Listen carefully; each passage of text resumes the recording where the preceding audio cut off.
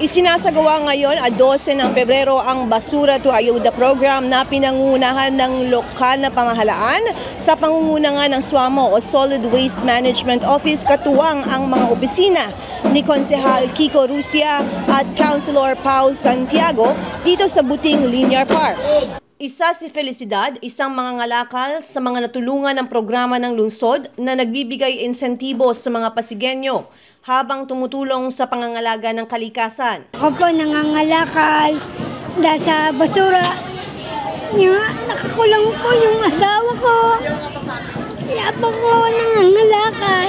May anak ako, 2. Maraming salamat sa pagbibigay ng ayuda, kunting ayuda. Na-stroke po ako kaya ako hindi makapagsalita ng maayos. Malaking bagay po itong natanggap kong grocery. Maraming salamat po. Ang proyektong ito ay bahagi ng kampanya ng lungsod upang mabawasan ang basura at makatulong sa pangangailangan ng mga residente. Sa ilalim ng programa, hinihikayat ang mga mamamayan na magdala ng recyclables o hindi nabubulok na basura upang mapalitan ito ng grocery items. Ang inisyatiba ay isinasagawa sa pamamagitan ng Mobile Redemption Center ng Solid Waste Management Office o SWAMO, katuwang ang Universal Robina Corporation. Itong basura to ayuda ng local government natin in partnership of course sa office natin bilang committee chair ng Human Ecology at Environment. Actually, ang talagang pangalan nito is Mobile Recyclable Redemption Center. Pero para mas madali, basura to ayuda. So it's a small program lang naman para mahikayat din yung mga constituents natin, yung mga bawat barangay, yung mga residente na ipunin yung mga recyclable materials nila at sa paraan na ganito, pwede nilang ipalit yung mga recyclable materials na kanila naiipon into usable products para sa kanila. Dito sa background natin, yung mga bote, tatawa nga ako kasi si Nanay kanina sabi, mabuti na lang, maraming umiinom dito dahil piyesta. Happy Fiesta, Barangay Butiga. Ang dami daw niya naipon na bote, dami na napapalit, so dami siya nauwi. So of course, bottles, number 1 yan, mga karton, mga reusable at recyclable plastics. Kadalasan yan po yung mga madalas na pinapapalit dito. Pinaka main goal naman natin dito is mahikayat uli ang bawat Pasigueño na matutong mag-recycle, maituro uli sa bawat kabahayan dito sa lungsod natin na mag-recycle, na mag-segregate, and hopefully mabalik natin sa ating araw-araw, sa ating programming kung tawagin, yung practice na ito na ginagawa naman dati. Medyo nakaligtaan na lang as the years went by. Sa ganitong simple at maliit na paraan, mahihikayat natin uli yung bawat kabahayan sa iba't ibang barangay na mag-umpisa mag-recycle at mag-resegregate. Nakita naman natin come and go yung mga tao. Very, very positive naman. Nakakatuwa naman din kasi yung kanilang reaction, yung kanilang support sa ganitong programa. Ang hope natin, personal na opinion is kahit walang ganitong programa, kahit walang kapalit, matuto pa rin tayo or matuto na sana tayo mag-segregate,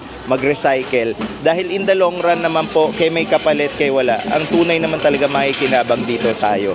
Mapapangalagaan natin yung kalikasan, mapapangalagaan natin yung ating kapaligiran. So sana dumating ang araw na kahit walang mga ganitong programa, kahit walang kapalit yung mga sinesegregate na basura, maging practice po natin dito. Pasalamatan natin na unang-una sa lahat ang ating main partner, ang SWAMO, ang Solid Waste Management Office ng Centro Department ng ating lungsod.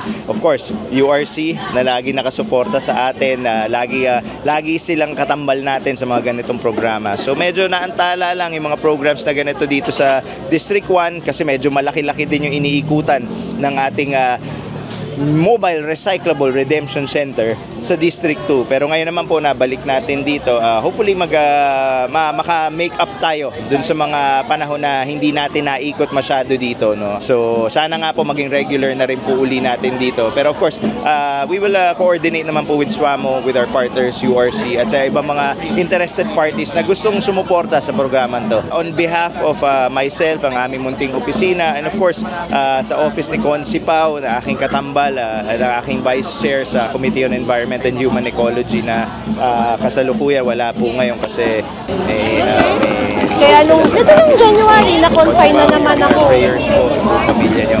So again, of our offices, of sabi na po ngayon Office of Arseno, our City Mayor, sa po 11 Sangguniang Vice Mayor. Pag nakita mo sa Partners natin URC, maraming salamat po sa inyong suporta. Patuloy po natin pangalagaan ang ating kalikasan, patuloy natin pangalagaan at pagandahin ang ating kapaligiran para sa kinabukasan naman ng ating bayan. Bawat dyaryo, bote, bakal, yero at iba pang recyclable materials ay may katumbas na puntos batay sa bigat at dami nito. Mas maraming basura ang naipon, mas maraming grocery items ang maaaring matanggap. Bukod sa pakinabang na hatid nito sa kalikasan, malaking tulong din ang programa sa pang-araw-araw na pangangailangan ng mga Pasigueño, lalo na sa mga kababayan nating kapos sa kita. Ang mga ayuda po ng aming kumpanya para po sa mamamayan ng Pasig ay ang pagtulong po sa pangangalaga po sa kalikasan at sa mga tao.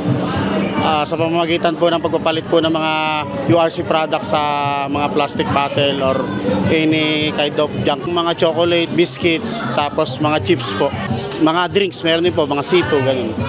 Isa po sa programa po ng URC is po to take care of the environment po. Kumbaga maging sustainable po tayo. So ang partnership po sa Pasig, so nagkakaroon po tayo na kukulik po natin yung mga basura at meron pong ayuda sa basura. Pangako ng bawat isa po sa URC yung ipagpatuloy po talaga yung pangangalaga sa kalikasan sa pamamagitan din po ng pagkolekta ng basura na may kapalit pong ayuda para sa tao. Huwag na po natin itapon yung mga pwede naman nating i-recycle. So dalhin lang po natin dito yung mga plastic bottles, cartons or lata na pwede po nating ma-recycle po. Maging responsable po tayo sa ating mga basura.